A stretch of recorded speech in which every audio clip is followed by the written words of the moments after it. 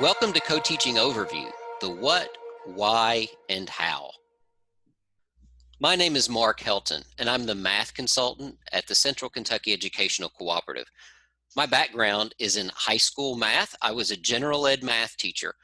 I'm also a member of the Council for Exceptional Children. And my name is Erica Price. I am the literacy consultant for Central Kentucky Educational Cooperative.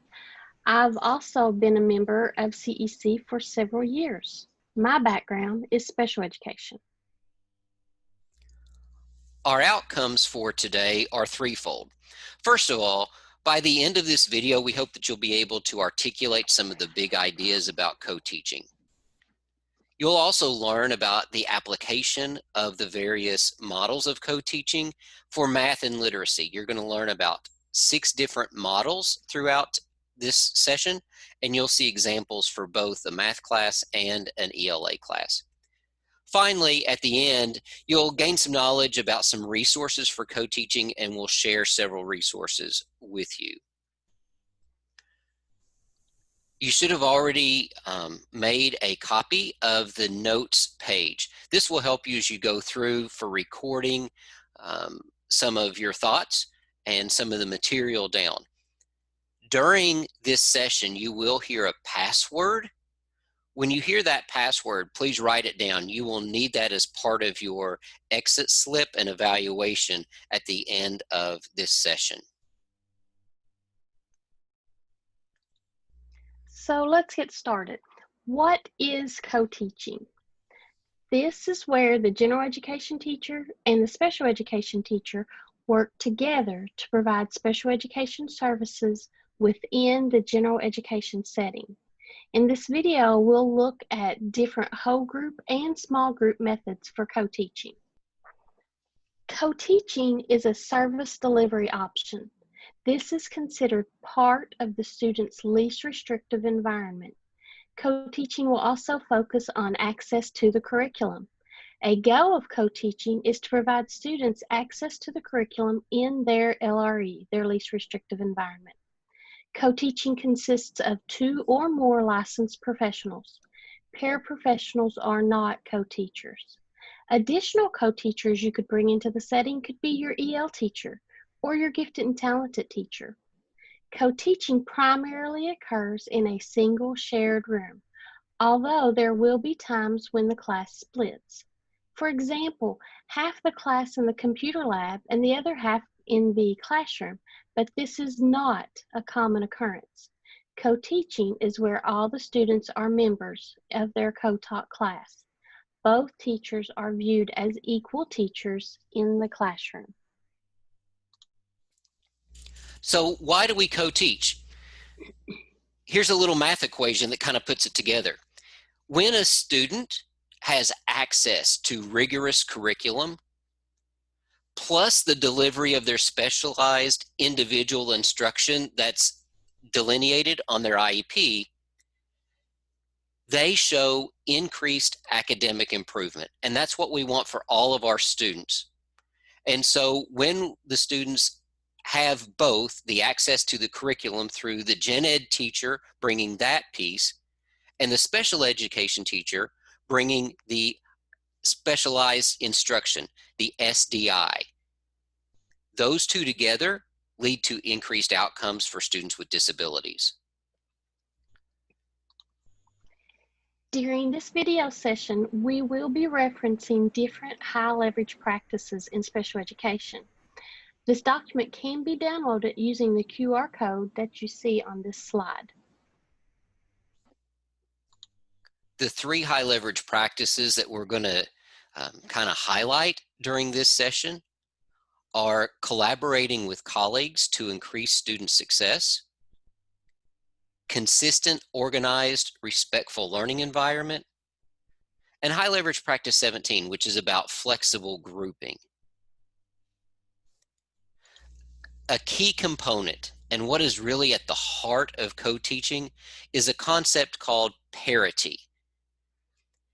Parity really needs to be in place in order to maximize the effect of co-teaching. What parity is when both teachers are viewed as equal teachers in the class. Not one teacher is seen as the teacher and the other one as an aide, but both teachers really work really hard to have all the students see both of them as equals in the class. And the teachers see all the students as their students in the class. It's not about me or my students and your students. It's about our students. And we use words like, we want you to do this, not I want you to do this. This word parity is also your password. When you're filling out your quiz at the end of this session, you'll be asked for the password for this session. The word parity is what you'll want to put in your password. Parity is really about honoring each other's gifts and talents, knowledge and abilities, the training that each teacher brings, because each teacher brings a different set of skills and competencies and also growth experiences. And that just makes the class that much better because you're pulling from two different resources, two different sets of learning and ability levels. While developing parity between the teachers, it's important to note that both teachers have certain roles and responsibilities based upon their certification.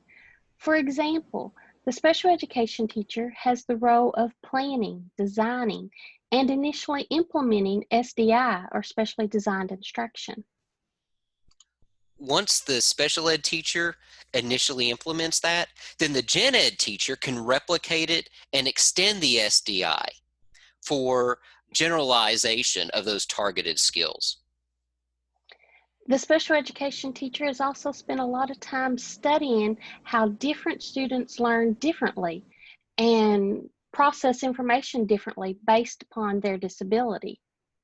While the gen ed teacher brings the knowledge of the content for that subject, of the curriculum and the pacing guides as well.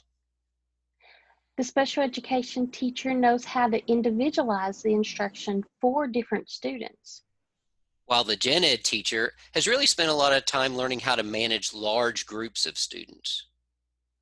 And the special education teacher has also spent a lot of time learning about and writing and developing IEPs and completing progress monitoring on those IEP goals.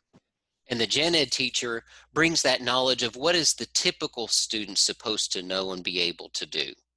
So together, both teachers have roles and contributions in the co-teaching class.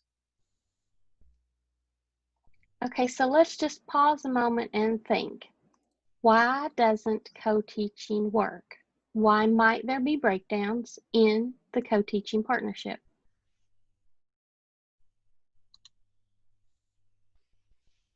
The best answer would be communication or lack of communication.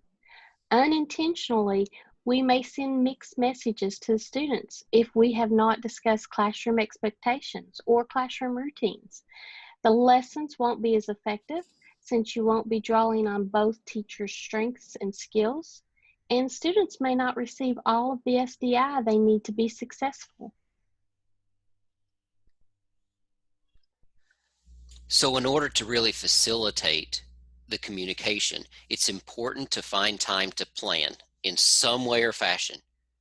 If it's possible, set aside some time for face-to-face planning.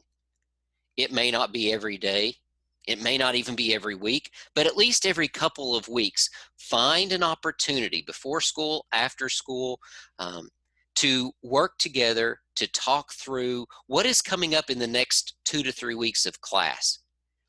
It's going to be difficult for the special education teacher to design the SDI necessary if they don't know what's happening until they walk into the room.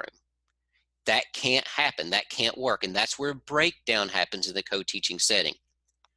So it may even be that you don't have time during the day, but you both have a common duty time Perhaps you could even talk to your administrators about being on the same duty, like morning duty in the hallway or wherever that is, cafeteria, where you can at least talk a little bit about planning. You may not be able to get too specific with stuff, but you can have an opportunity to talk to each other. Digital online platforms as well serve as a great facilitator for these discussions. Now more than ever, planning in a virtual setting is important. So maybe you're not able to meet face-to-face, but you can meet through a Zoom meeting or a Teams meeting or Google Meets or whatever platform that you're using. Make use as well of your learning management systems. Whether it be Canvas or Google Classroom or Schoology, whatever it is that you're using, make use of that. Be sure that both teachers have full access to all materials. Share your calendars with each other so that if you have an ARC coming up, the gen ed teacher will know when that is. If the gen ed teacher has another meeting, the special ed teacher will know when that is. Share your calendars with each other. So face-to-face, online digital planning as frequently as you can. In the class time itself, you'll probably need to do a lot of on-the-spot huddling. So this is where there's an opportunity for both teachers just to come together and have a quick discussion about what has occurred and what might happen next. In a digital setting, this could be through sending a text message or a private chat to each other in the middle of the classroom. That's going to be really important to do, but it can't be the only way you plan. So be very intentional about building in and talking together about how you can build in opportunities for either face-to-face or online face-to-face through a virtual setting types of planning.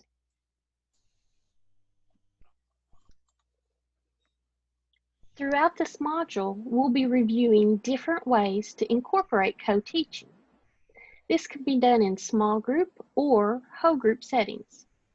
In the small group setting, we have parallel teaching, station teaching, and alternative teaching. In the whole group, we have teaming, one teach, one assist, and one teach, one observe.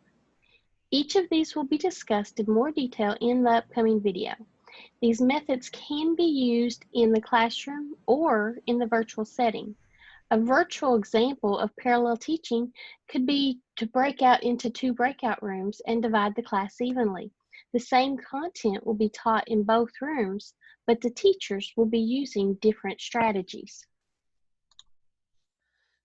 So as you go through this section, there's room in your handout for you to take notes, but also think about what could be some applications of this for my own classroom. So pause the video as frequently as you need to jot down some of those thoughts so that they become actionable for you in your own class. Parallel teaching. What is parallel teaching?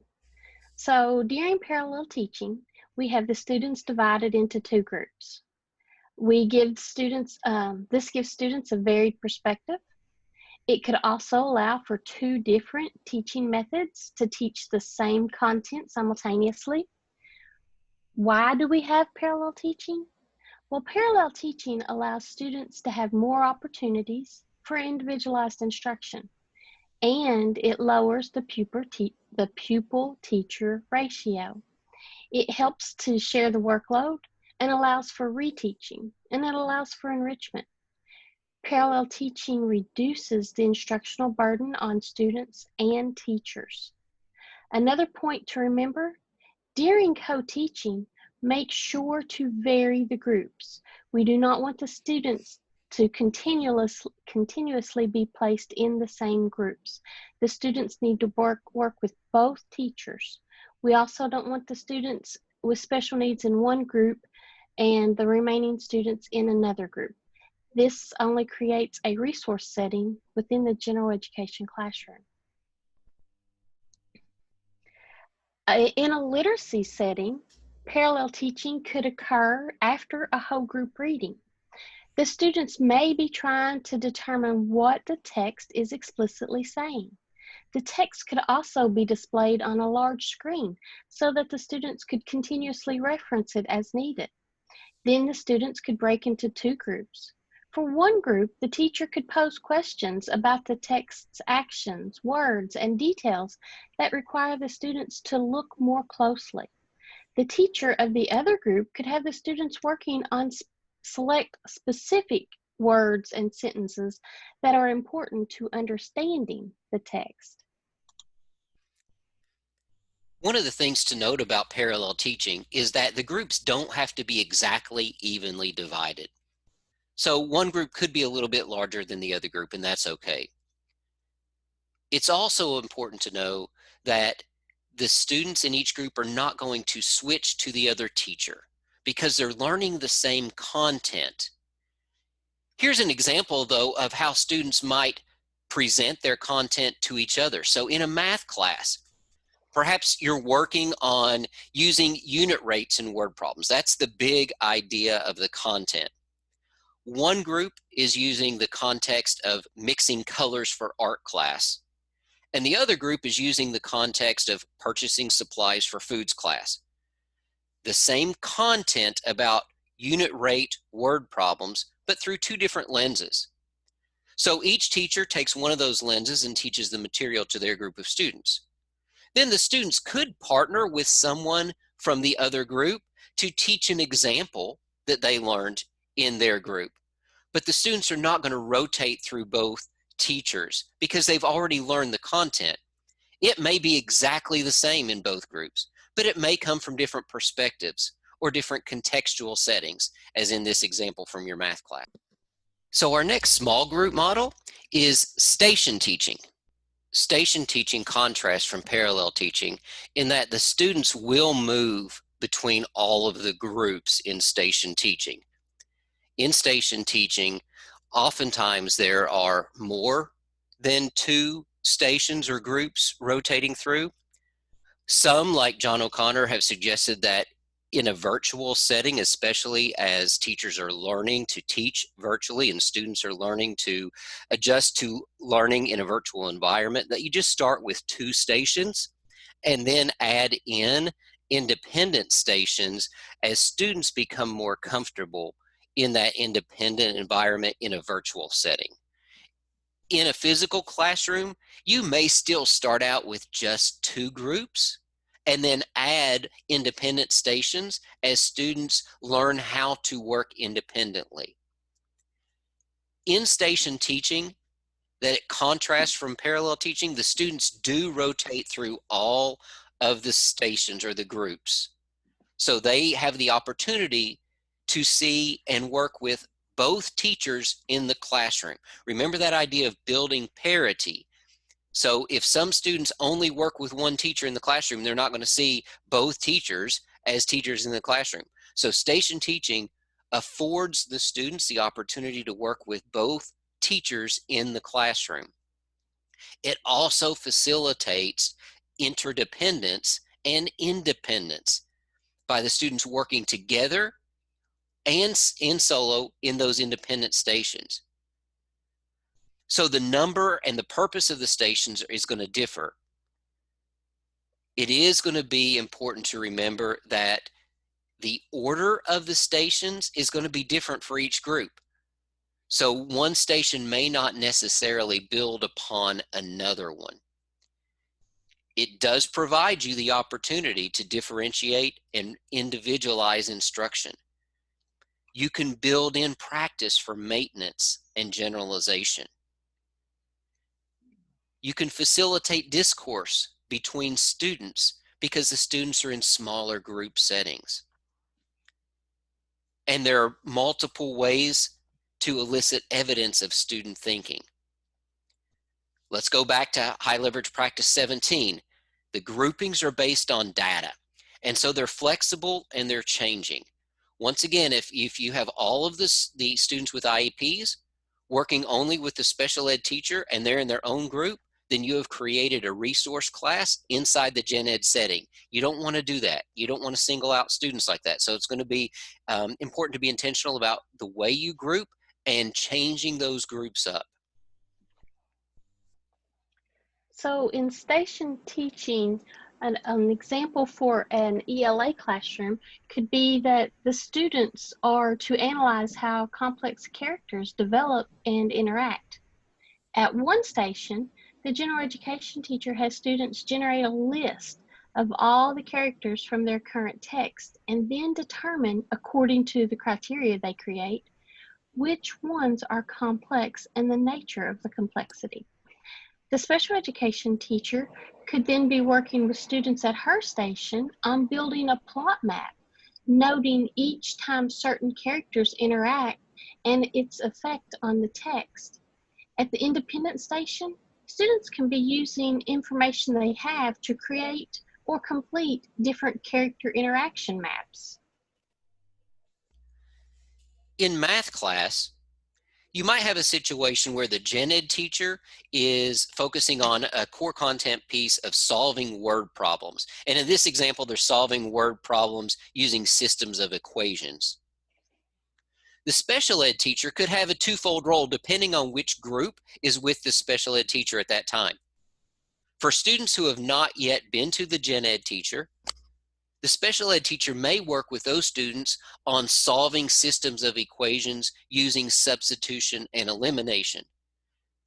That's content that they've probably already learned, and then they're going to use that when they're in the work with the gen ed teacher. For students who have already been to the gen ed teacher, when they come to the special ed teacher could work with them on an extension activity. For example, creating a system of equations when they're given a solution. So they learned about solving the systems with the gen ed teacher, and now they're going to go to the special ed teacher and create their own. The independent station could focus on using a strategy called worked examples to compare and reason about various solution strategies, all around the same content of solving word problems involving systems of equations. Another co-teaching model is alternative teaching. So alternative teaching is where one teacher takes responsibility for instructing the large group. The other co-teacher works with the small group for specific instructional purposes. These small groups may be used for enrichment, pre-teaching, reteaching, or information missed during a previous lesson.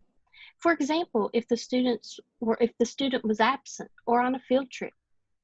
Why do we use alternative teaching? The small flexible groups allow teachers to meet student needs, and it also helps build relationships. Students also have more opportunities for individualized instruction. Teachers will trade roles for different lessons while using the model and continue to promote teacher equity while allowing students the benefit of different teaching methods.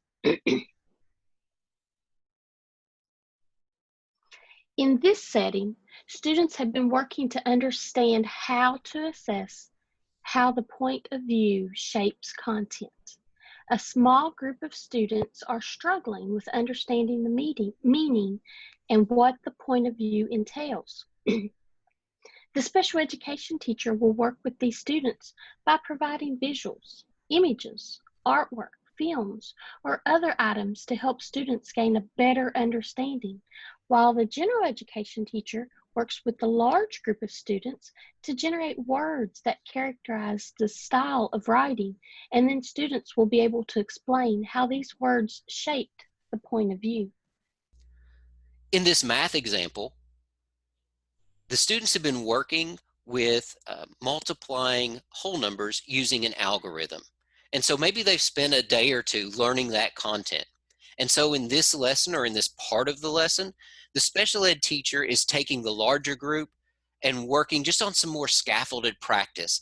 Maybe thinking in the I do it, we do it, you do it. This is the we do it moving into the you do it piece. The gen ed teacher has taken a small group of students who have already demonstrated that independent proficiency with the algorithm. So they've moved to the you do it very successfully. And now they're going to learn some alternative algorithms and compare the two to reason more about what the students might be thinking about math and how different algorithms might be useful at different times. So now let's look at the whole group approaches. We've looked at 3 small group approaches with parallel teaching and station teaching and alternative teaching.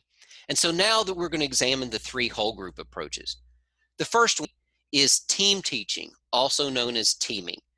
This is when both teachers are actively involved in the whole group instruction with role reversal and so on. Both teachers share the instructional duties and both teachers are equally engaged during the lesson, although it might look a little different.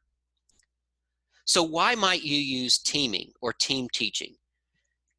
This model really does develop parity because the students are seeing both teachers equally involved in the instruction of the lesson. You could show different strategies at the same time. One teacher takes one strategy, another takes the other. It's a great way to model discourse that both teachers could be doing think alouds with each other at the same time to show students, how do you talk about this subject that we're working on? It could also help with pacing. So for example, one teacher may be leading the instruction and another teacher could be writing some of the guided notes under the document camera for students to follow. In this way, the teacher who's leading the instruction and the teacher who's taking the notes can work together on a pace that works for all the students in the class. In this literature team teaching example, students will read a range of early works in American literature. Students will be comparing how 2 or more texts from the same period address similar themes. One teacher will display the text or passage using colors to code the 2 themes as they appear and refer to each other. The other teacher will narrate by thinking aloud as this is being done so the students see what's happening and understand how the colors that represent each theme connect with the others throughout the text. In a math class, maybe the gen ed teacher is walking students through the process for displaying data using a histogram, while the special ed teacher is completing the lesson's guided notes under the document camera so that the students will know how to fill out the guided notes. Our next model is one teach, one assist, or one teach, one observe, and it's the final model we're going to discuss. One teach, one assist occurs when one teacher leads the whole group instruction while the other teacher circulates to support student needs during the lesson. When using the one teach, one observe method, one teacher leads the whole group instruction while the other teacher is recording data through observation. A good time to use this model could be when introducing new content. The model allows the support teacher to quickly identify students that may need extra help. When using this, the co-teacher is able to gather predetermined, specific observational information during instruction, which then the teachers can then analyze together for instructional decisions. One thing to consider when using this model is to not spend a lot of time in this model.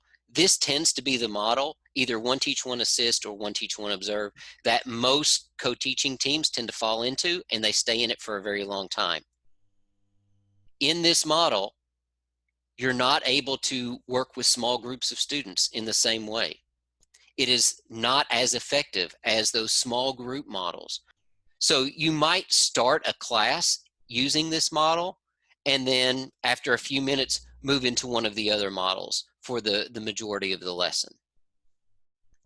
In a math classroom, an example of this is when one teacher could facilitate a whole group discussion, maybe on solving word problems involving division of whole numbers, while the other is walking around the room and collecting data on the different strategies that students are using to solve the word problems. So this is a one teach, one observe example.